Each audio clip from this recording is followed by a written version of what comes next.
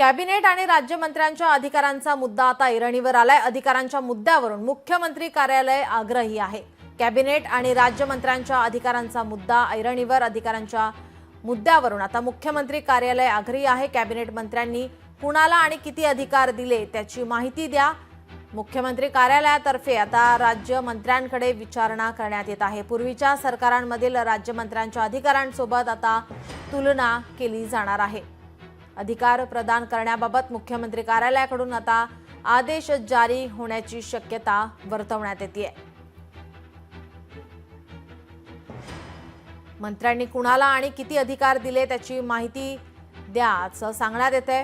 मुख्यमंत्री कार्यालयाकडून आता राज्यमंत्र्यांकडे ही विचारणा केली जाते।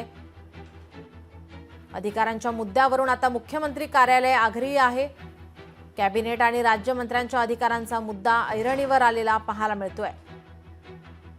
आपले प्रतिनिधी चेतन ननावरे आपल्या सोबत जोडलेले आहेत। चेतन, अधिकारांच्या मुद्द्यावरून आता मुख्यमंत्री कार्यालय आग्रही पाहायला मिळतंय। या ठिकाणी आता हा अधिकारांचा मुद्दा ऐरणीवर आलाय। निश्चित नीलम, कारण ज्या प्रकारे आपण पाहिलं असेल एक जम्बो मंत्रिमंडळ सध्या राज्यामध्ये काम करत आहे आणि यामध्ये राज्यमंत्र्यांची संख्याही तितकीच आहे। मात्र राज्यमंत्र्यांकडे खाती जरी अधिक असली तरी तितके अधिकार त्यांना मिळालेले नाहीयेत आणि अनेक कॅबिनेट मंत्र्यांनी त्यांच्या अधिकाराचा वापर करत जो निधी होता त्याचा पुरेपूर वापर केलेला नाहीये। त्यामुळे हा निधीही लॅप्स झालेला आहे।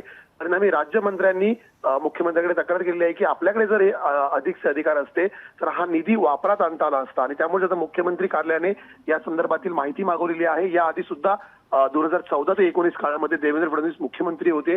त्या काळात नेमके राज्यमंत्र्यांना कितपत अधिकार होते आणि त्या तुलनेत आता किती अधिकार मिळालेले आहेत याची सविस्तर अहवाल आहे तो मागवण्यात आलेला आहे आणि त्यानंतर एक सविस्तर नियमावली तयार करण्यात येईल आणि राज्यमंत्र्यांच्या अधिकारांमध्ये वाढ होते का हे पाहणं महत्त्वाचं असेल। जी, धन्यवाद चेतन, आपण दिलेल्या सविस्तर माहितीसाठी।